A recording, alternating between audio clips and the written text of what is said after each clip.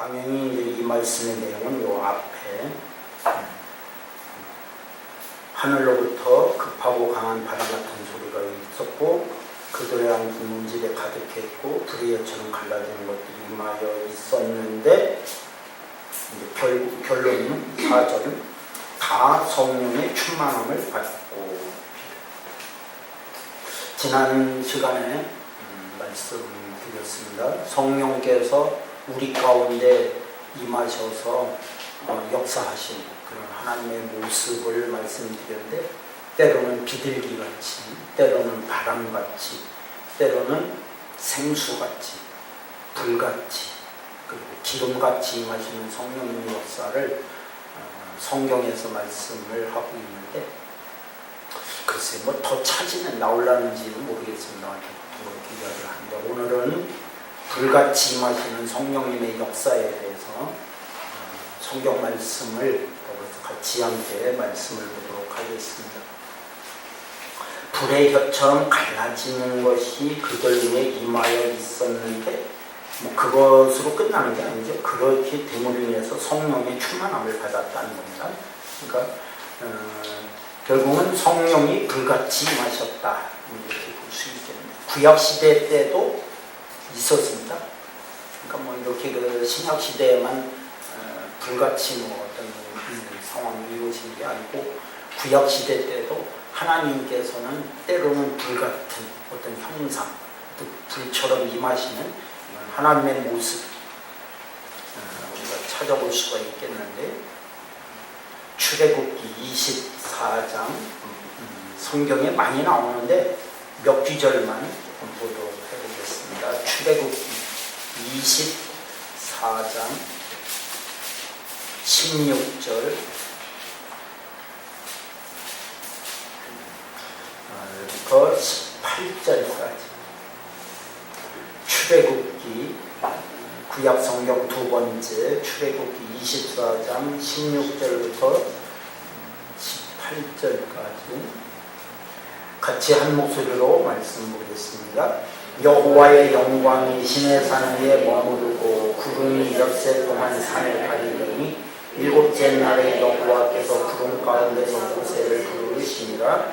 산 위에 여호와의 영광이 이스라엘 자손의 눈에 맹렬한 불같이 보였고 모세는 구름 속으로 들어가서 산 위에 올랐으며 모세가 40일 40야를 산에 있으니라. 하나님께서 모세가 이끌고 내려온 이스라엘 백성들이 호렙산 또는 뭐 시내산이라고도 할 수 있는데 호렙산 또는 시내산 위에 있다가 15절에 모세가 산에 오를 때 구름이 이미 산을 가리고 있었어요. 계속 16절에 보면 여호와의 영광이 시내산 위에 있을 때 구름이 엿새 동안 산을 가리었어요. 그러니까 여호와의 영광이 있었는데 엿새 동안은 구름이 가리고 있다가 일곱째 날 여호와께서 구름 가운데서 모세를 부르시죠. 그때 이제 모세가 올라가는 거예요. 부르시는데 그때는 이스라엘 백성들이 여호와의 영광을 볼 때 바뀌었어요. 무엇으로 바뀌었냐면 맹렬한 불같이 보였다. 음. 16절에는 구름처럼, 그죠? 구름같이 보였어요. 구름같이. 구름이 가리고 있다가 이제 일곱째 날에는 맹렬한 불같이 보였다. 사실 이렇게 보면 하나님의 어떤 형상, 하나님의 모양이 사람에게 나타날 때 이런 말씀대로 구름 같은 모습으로도 보여질 수도 있는. 하여튼 오늘 여기 말씀 보면 이스라엘의 눈에는 하여튼 이때 당시 상황은 맹렬한 불같이 보였다. 그러니까 뭐 얼마나 그 하나님이 임재하시는 역사가 아주 뚜렷하게 보이지 않겠어요? 구름은 이렇게 쭉 우리가 뭐 대충 아는 것처럼 그냥 흐리흐리하게 여러 가지 이렇게 두루두루 감추는 어떤 이런 상황이면 불을 드러내는 거죠. 드러내고 나타내서 이스라엘 백성들에게 그렇게 하나님의 모습이 보였습니다. 열왕기상 18장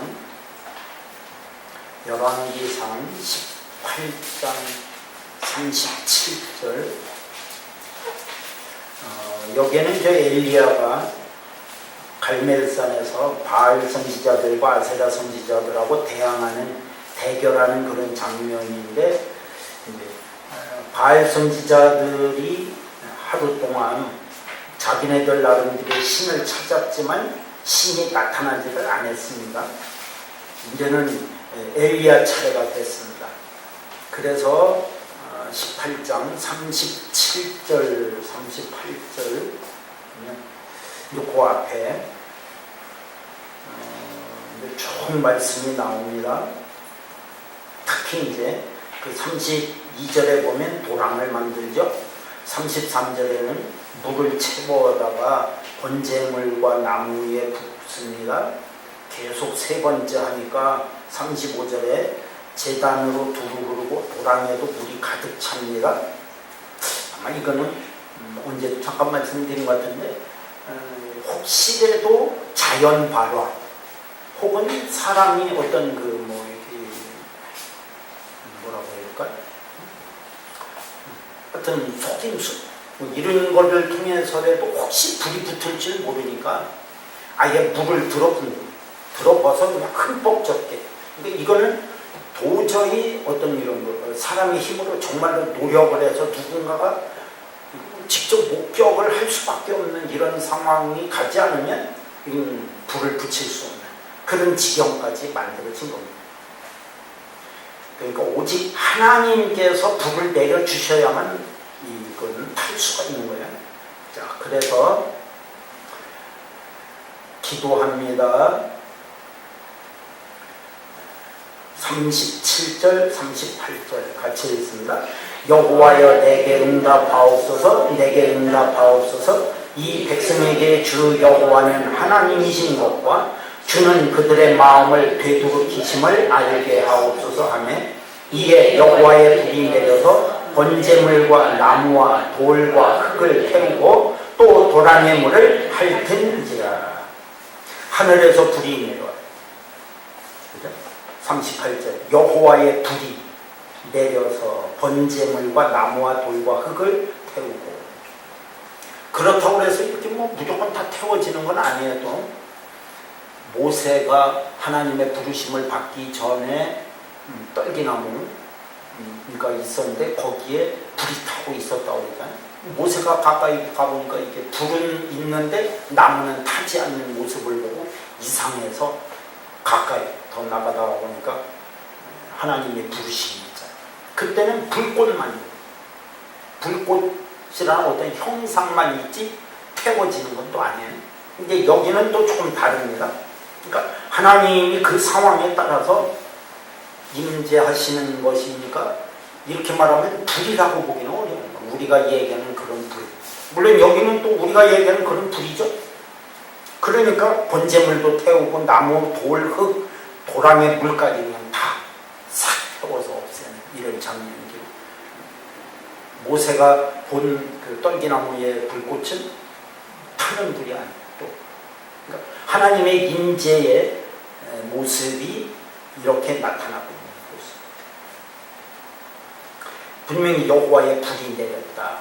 다른 성경에 그 하나님께서 불 가운데 임하시는 것들은 있는데 오늘 그것을 말씀드리려고 하는 거 아니니까.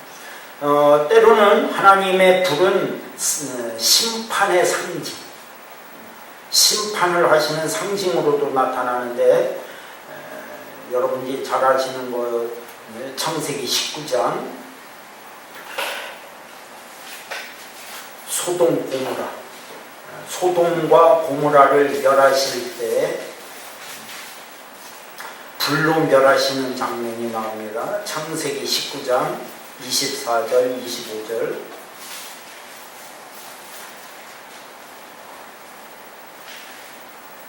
창세기 19장 24절 25절 같이 읽습니다. 여호와께서 하늘고 여호와께로부터 유황과 불을 소돔과 고모라에 비같이 내리사 그 성들과 온 들과 성에 거주하는 모든 백성과 땅에 난 것을 다 엎어 멸하셨더라. 유황과 불을 소돔과 고모라에 비같이 내리셔서 일시적인 현상이고 아주 지역적인 거죠. 소돔과 고모라 하면 물론 뭐 아주 극히 작은 뭐 이렇게 몇 부락이 있는 그런 것은 아니에요. 성읍이라고 했으니까 작은 것은 아니겠죠. 근데 하나님께서 그럼에도 불구하고 이것은 하나의 경고, 후세대에 주어지는 하나님의 심판의 경고로 주어진 하나의 사건일 뿐이에요. 소돔과 고모라 성이 유황과 불로 멸망하는 이런 것. 그러니까 하나님께로부터 이것도 나왔다 이렇게 말씀하잖아요. 여호와께서 하늘고 여호와께로부터 비같이 내렸습니다.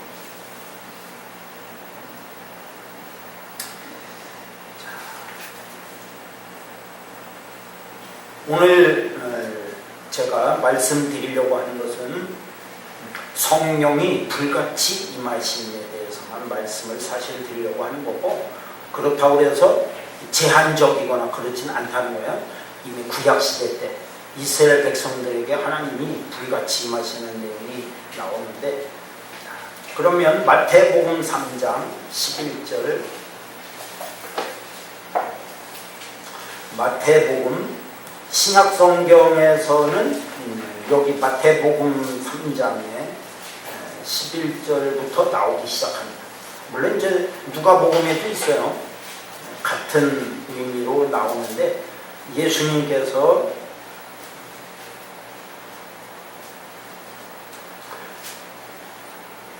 아직 이 세상에 본격적으로 등장하시기 전, 그러니까 세례 받기 직전에 세례 요한이 예수님에 대해서 메시아가 임하실 때 보여지는 일들에 대해서 그 예수님의 사역을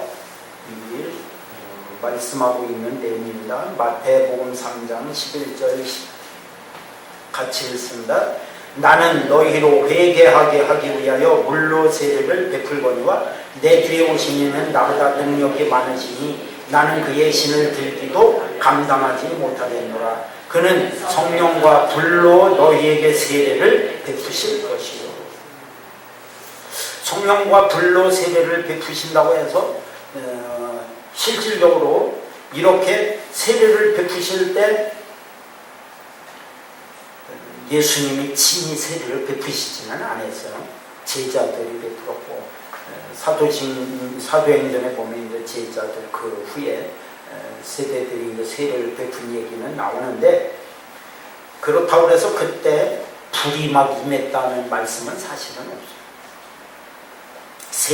세례를 베풀 때 성령도 임하고 불도 임했다 그러면 언제 말씀드렸는지 모르겠습니다만 이 세례가 물세례, 불세례 이렇게 성경에는 두 가지의 세례 의미가 있는데, 물세례는 보통 이제 뭐 교단의 헌법에 따라서 조금 달라질 수도 있겠지만 대략 교회 나온 지 1년 되고 예수 그리스도를 신앙으로 고백하는 사람, 하나님의 자녀가 된 사람, 구원받은 확신 있는 사람에게 물로 세례를 베푸는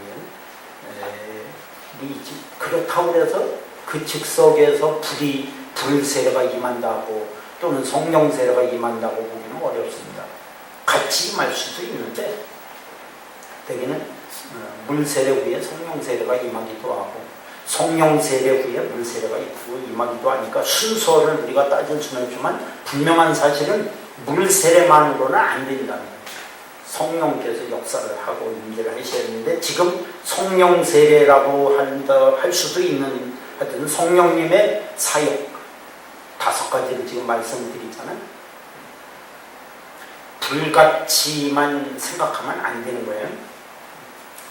비둘기같이, 생수같이, 바람같이, 기름같이도 임하시기 때문에 꼭 여기에 성령과 불로라고 해서 불로 임하신 경험을 하지 못하면 나는 제대로 성령세를 못 받았는가 이렇게 생각하면 안 됩니다.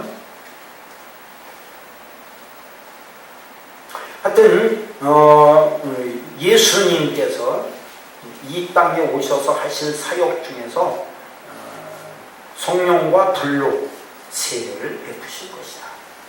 이 말씀은 확실합니다. 그리고 예수님은 이 지금 성령의 역사하심에 대한 임재의 약속, 물론 요한복음에 많이 나옵니다. 내가 가면 보혜사를 너 그에게 보내겠다, 이런 말씀의 약속이 요한복음에 있지만 예수님이 승천하시기 전 사도행전 1장에 보면 사도행전 1장 5절 아직 많은 사람에게 동시에 임하신 거는 아직 없었던 거예요. 극히 드문 것이고, 이것도 이제 언제 말씀드린 것처럼 구약시대 때, 그러니까 예수 그리스도가 이 땅에 오시기 전에는 성령께서 제한적으로 몇 사람, 하나님이 그를 들어서 불러서 특별한 하나님의 일을 시켜야 될 사람에게만 성령이 임재를 하셨고, 예수 그리스도가 이 땅에 계시는 그동안에는 성령님은 예수 그리스도와 함께 계셨고, 이 예수 그리스도께서 부활 승천하시기 전입니다.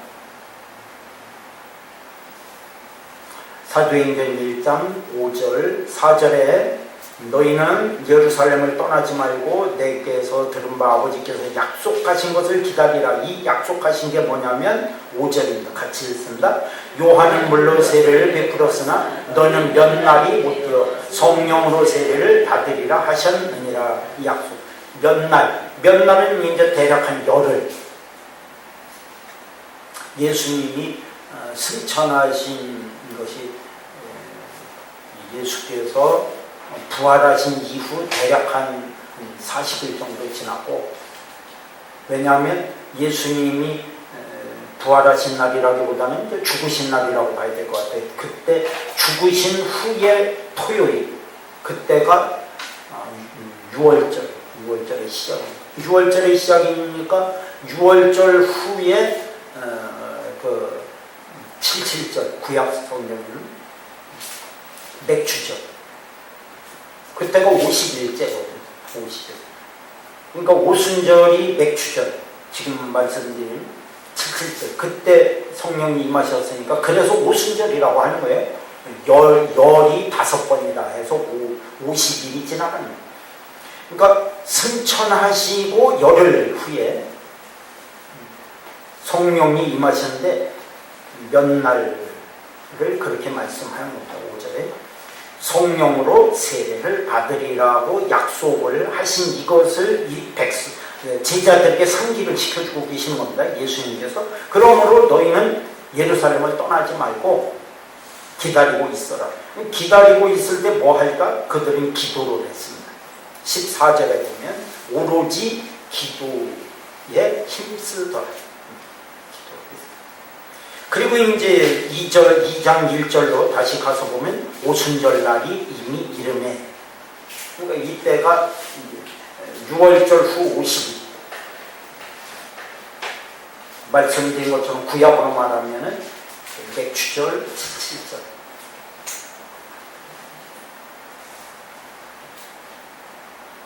이때 그들은 계속, 그러니까 한 열흘 정도 예수님께서 예루살렘 떠나지 말고 있거라 할 때 그들이 한 것은 오직 기도하는 일뿐이었습니다.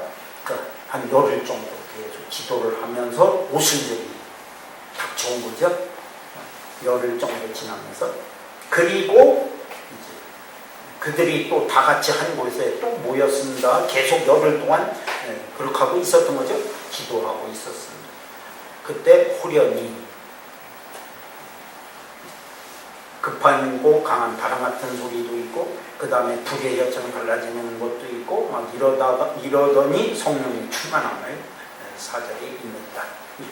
그러니까 이런 것을 보면 이미 이것은 요엘 선지자로부터 약속이 된 겁니다. 성령이 너희들에게 임하실 것이다.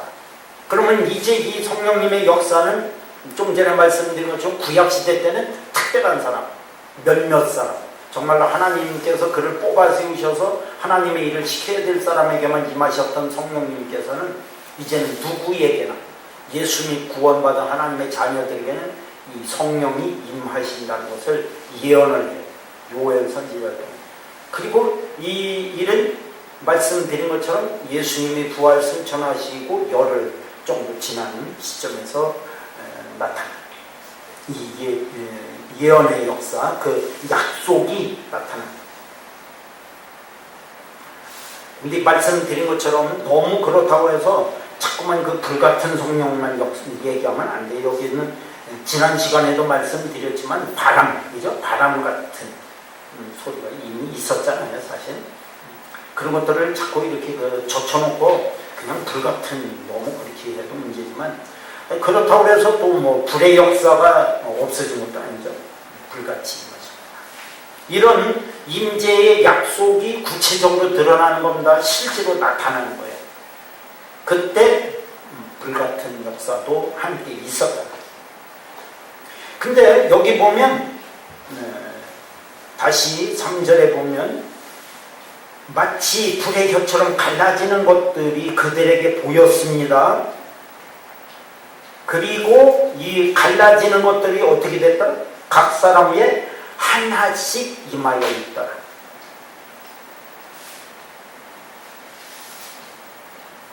성령님은 이제 각 사람 위에 하나씩 임하여 있더라. 그러니까 이때 당시에 한 120명 정도가 모여서 기도한 걸로 나옵니다. 15절, 1장 15절에 보면 120명이나 되더라고요. 15절.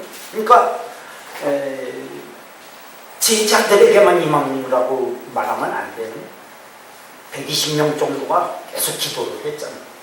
그들에게 다 각 사람 위에 하나씩 임하여 있었던 제자들에게만 임한 게 아니에요. 그러니까 이때 이후로부터 성령님의 역사는 예수 믿는 구원받은 하나님의 자녀들에게 성령 세대로 임하시는 거예요. 모든 사람 다 이제는 다 특별한 사람이 아니라는 거예요. 특이한 사람만이 아닌 누구든지. 그래서 사도행전 2장 38절이 그래서 나오는 겁니다. 베드로가 설명을 하죠. 37절에 마음에 찔립니다. 어떻게 할까? 그러니까 38절 같이 읽습니다. 베드로가 이르되 너희가 회개하여 각각 예수 그리스도의 이름으로 세례를 받고 죄사함을 받으라. 그리하면 성령의 선물을 받으리니 이 약속은 너희와 너희 자녀와 모든 먼데 사람 곧 주 우리 하나님이 얼마든지 부르시는 자들에게 하신 것이라 하고. 무슨 약속? 성령의 선물을 받으리라는 약속. 이 성령의 선물을 받을 수 있는 사람은 누구다? 죄사함 받은 자예요. 회개하고 죄사함 받으면 성령의 선물을 받을 수 있는 자격이 주어집니다. 특별한 사람이 아니라 회개하고 죄사함 받은 사람에게는 성령의 선물을 받으리니 이 약속은 너희 자녀 모든 먼데 사람 누구? 주 우리 하나님의 얼마든지 부르시는 자들 모두에게 성령은 임재하시는 거죠. 근데 이 성령님의 임재가 자꾸 제한적으로 얘기하면 안 돼. 불같이 임하시는 걸로만 얘기하니까 자꾸 문제가 생기죠. 말씀드린 것처럼 저도 불같이 임하시지는 않아요. 이날 이때까지 한 번도 불같이 임하신 적이 없어요.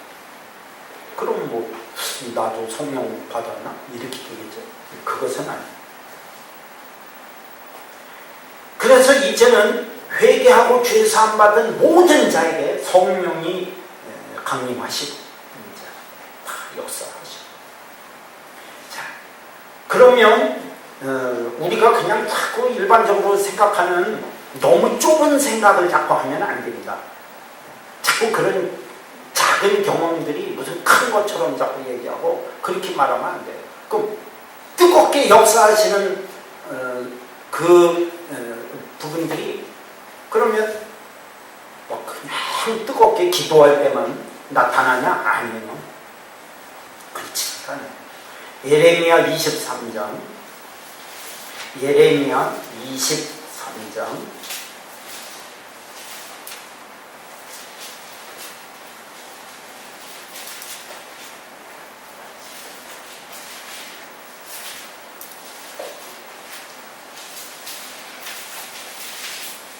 예레미야 23장 29절 1087쪽 램 23장 램 23장 29절 같이 읽습니다. 여호와의 말씀이니라 내 말이 불같지 아니하냐 바위를 쳐서 부스러뜨리는 방망이 같지 아니하냐. 하나님의 말씀이 뭐 같다? 불 같다. 불 같다. 하나님의 말씀이 불같이.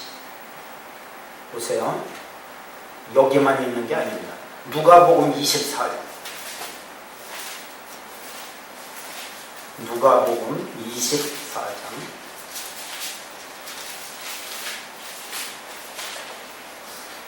32절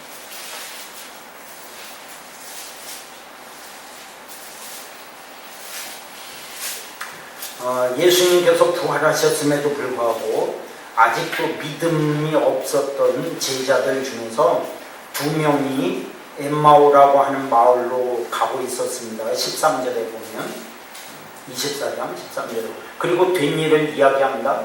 그럼에도 불구하고 아직은 그러니까 부활했다는 소문까지는 들었어요. 근데 믿음은 없어. 아직. 그래서 17절에 보면 슬픈 빛을 띠고 그죠? 죽으신 것만 생각하니까 부활의 소망, 부활의 기쁨을 아직 맛보지 못한 거예요. 두 사람의 슬픈 빛을 띠죠. 그런데 예수님이 그들을 만나 주십니다. 그리고 25절에 보면 미련하고 선지자들이 말한 모든 것을 마음에 더딘 있는 자들이요 하면서 이제 26절부터 고난받아야겠지만 영광에 들어가야 될 것을 말씀을 쭉 한다.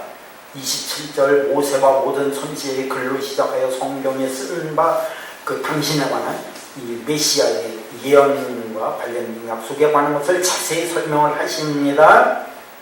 32절 같이 읽습니다. 그들이 서로 말하되 길에서 우리에게 말씀하시고 우리에게 성경을 풀어주실 때에 우리 속에서 마음이 뜨겁지 아니하더냐 하고 뭐 할 때? 말씀을 풀어 가르쳐 주실 때 그때 마음이 뜨거워. 그러니까 기도하고 있어서만이 아니라는 거예요. 그러니까 사도행전 2장 그 1장이죠. 아까 말씀드린 것처럼 이제 승천하신 이후 한 열흘 정도 이스라엘 그 제자들을 비롯한 한 120명 정도가 막 모여서 예루살렘을 떠나지 말라 이렇게 하셨지. 너희는 떠나지 말고 뭣도 하고 이렇게 하라는 말씀은 없었어요. 성령이 임하실 약속이 이제 곧 이루어질 것이니까 몇 날이 못 되어 이루어질 것이니까 너희는 예루살렘을 떠나지 말라. 근데 뭐 할 일이 뭐가 있겠어요. 사실 그동안 기도하고 있었던 거예요. 오직 기도하고 있어요. 그렇다고 해서 지금도 여전히 기도해야 성령이 임하시고 그것도 뭐 불같이 임하신다고 생각하고 말하면 안 돼. 아니잖아요. 분명히 말씀 듣는 중에도 불같이 임하신다니까. 너무 자꾸 제한시켜서 말을 하면 안 돼요. 우리 목사님들이 너무 자꾸 이렇게 사도행전 2장 하니까 기도했는데 임하셨다 이런 식으로 자꾸 하면 기도해야 임하시는 걸로 생각할 수가 있잖아요. 그러시잖아요. 아니 성령님께서 뭐 저기 하시기 없어서 뭐 기도해야 임하시고 뭐 안 할 때는 안 하시고 성령님 마음이지. 찬송 부르다가도 임하시는 것이고 말씀 듣는 중에도 임하시는 것이고 꼭 내가 성령님의 임재를 뭐 기다리고 뭐를 해야 임하시는 게 아니에요. 성령께서 필요하시면 임하셔서 그에게 뭔가를 주시는 거죠. 약속, 확신. 주시기 위해서 성령이 임하시는 거예요. 그럼 성령께서 임하시면 나는 대로 하고 싶고 원하시는 일을 하는데 그 중에 하나가 뭐다? 불같이 임하시기도 하신다는 거죠. 근데 말씀드린 것처럼 말씀을 풀어서 듣는 중에 임하셨다는 거예요. 뜨겁게 임했죠. 마음이 뜨거웠죠. 그것도 우리라고 하잖아. 우리. 그죠? 32절에.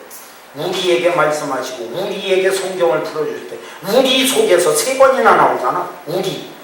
우리에게 우리 속에서. 그럼 무슨 말이에요? 둘이 있었잖아. 그러니까 둘이 똑같이 경험을 한 거야. 한 사람은 아니고 한 사람은 그렇고가 아니라 둘이 똑같이 성경을 풀어주시는 그 상황에서 뜨거운 체험을 이미 하고 있었다. 그걸 지금 둘이 서로 나누고 있는 거잖아. 우리가 지금 그렇지 않더냐? 그러니까 둘이 서로 맞아 이렇게 했겠죠.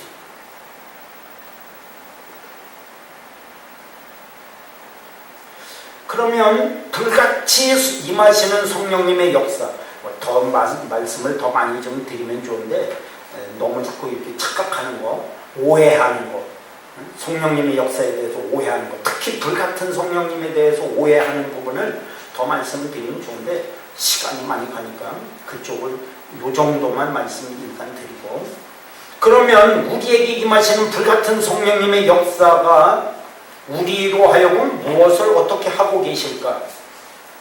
이미 앞부분에서 말씀드렸습니다. 사도행전 2장 38절에 보니까 회개하고 죄사함의 역사. 그러니까 뭐 더러운 것을 태운다고 이렇게 이야기를 할 수 있겠죠.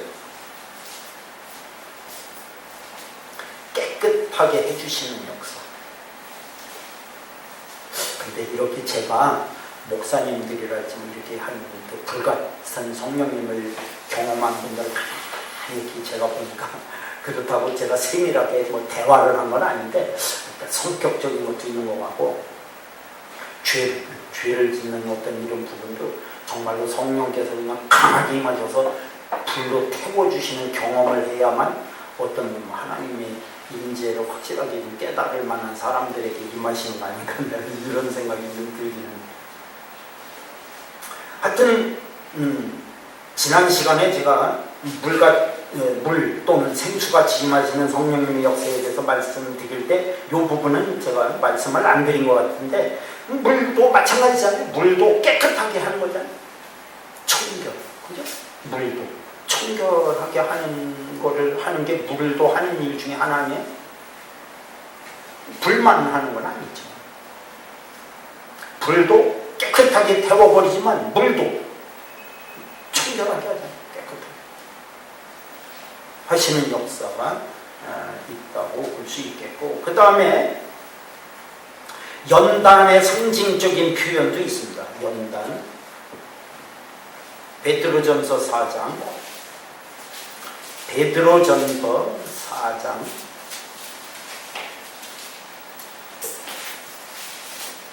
12절 13절, 베드로전서 4장 12절 13절, 백전 4장 12절 13절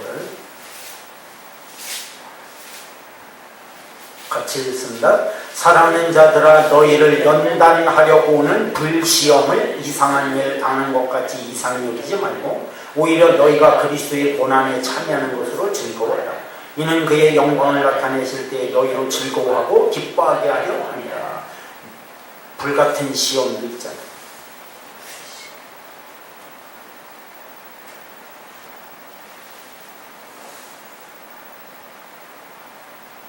그렇다고 해서 뭐 불시험이라고 해서 뭐 불이 진짜 뭐 화를 타오를 수도 있겠지만 그 정도로 참기 힘들다는 얘기도 될 수도 있는 거죠. 너무 이걸 자꾸 진짜 불로만 보지 말고 상징적인 표현으로 본다면 연단의 상징도 있습니다. 불이라는 것이. 그러니까 항상 불이 항상 좋은 건 아니야. 불같은 성령, 불같은 성령, 이게 너무 그렇게 할 때 아니에요. 물도 마찬가지예요, 사실. 그죠? 물. 엄청나잖아요. 뭐 몇 년 됐지만 여러분들 기억 속에 아직도 생생하지 않아요? 특히 일본에. 물다 치니까 그 엄청난 배, 그 큰, 그 건물, 순식간이잖아요. 삭스러져 눈앞에 보이지도 않잖아요. 야, 대단하죠? 그 힘이라는 심판의 상징. 이미 노할 때 있었습니다. 물로 인한 심판. 그렇지만 불로 인한 심판이 남아 있습니다. 앞으로 물로 인한 심판은 약간씩 조금씩 어떤 그런 그 지역적인 부분에만 있겠지만 이제 큰 멸망의 심판까지는 안 할 거라고 약속은 분명히 하셔서요. 그래서 무지개를 두신 거니까 분명한 약속이 있으니까 아니지만 그러나 불의 심판이 남아 있습니다. 앞으로 임할 하나님의 심판은 불의 심판이에요. 고린도전서 3장 고전 3장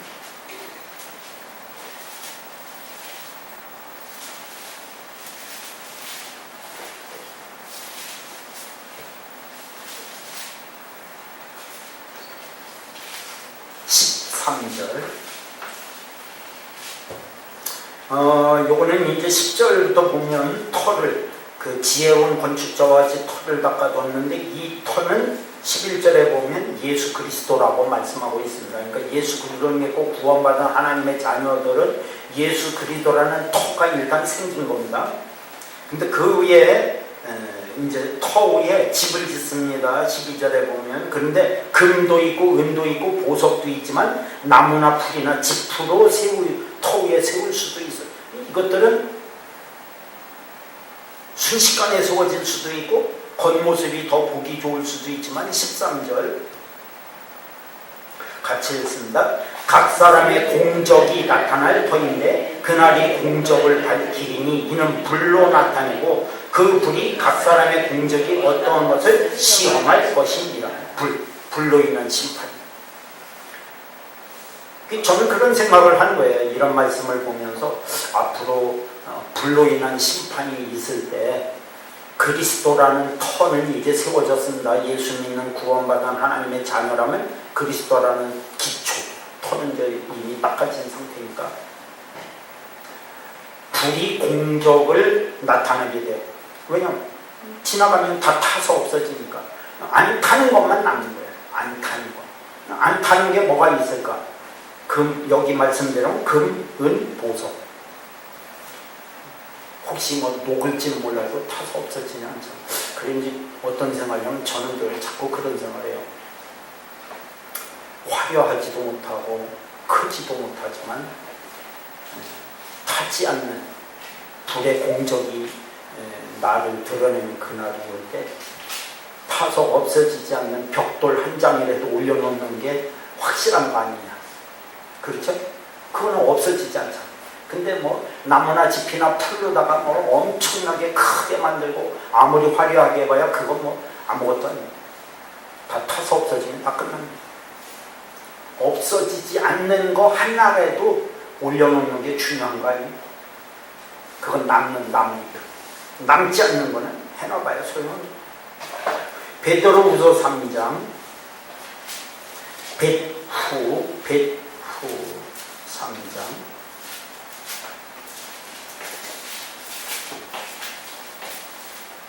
10절부터 13절.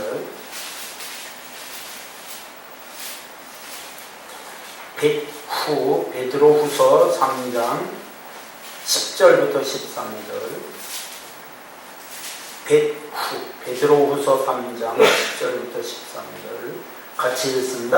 그러나 주의 날이 도둑같이 오리니 그날에는 하늘이 큰 소리로 떠나가고 물질이 뜨거운 불에 풀어지고 땅과 그 중에 있는 모든 일이 드러나리로다.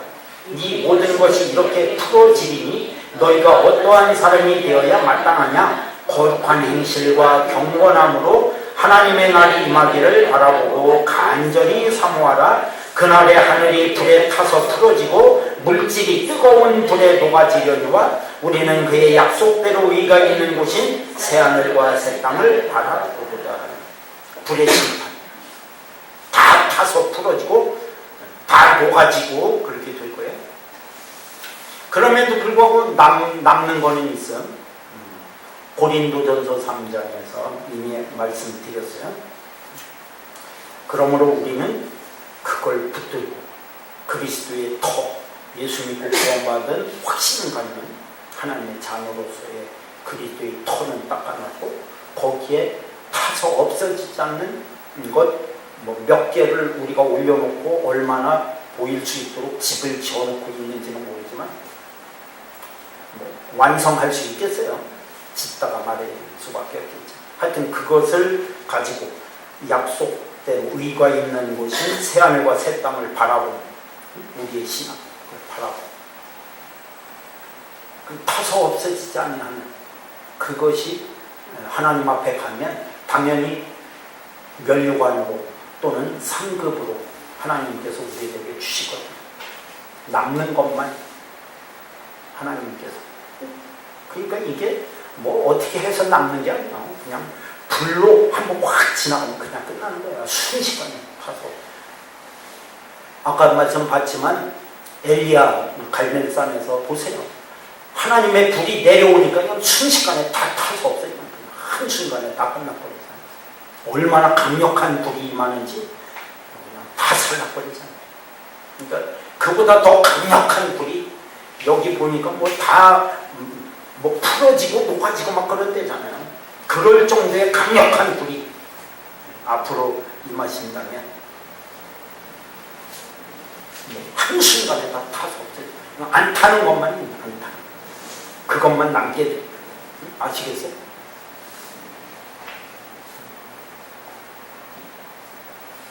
하나님 앞에 가져갈 거는 그것밖에 없어요. 안 타는 거.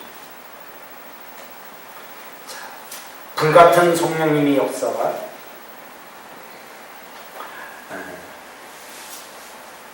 우리로 하여금